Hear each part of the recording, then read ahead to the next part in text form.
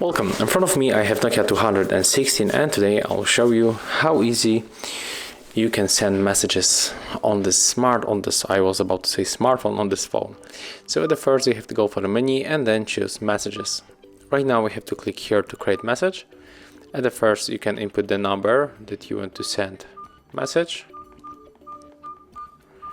Then go for the messages, and right now the very important thing that we can use the T9 dictionary. So you have to click and hold the hash to enter that dictionary, and right now when you want to type, for example, hello, how are you doing, you have to make it like that.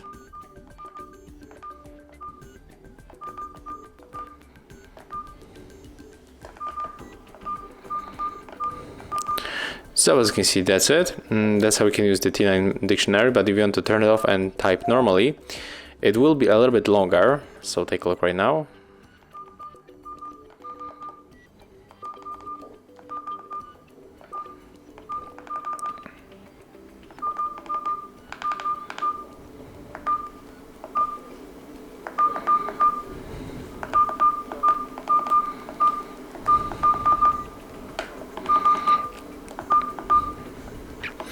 And right now, if you want to send that message, just click send right here.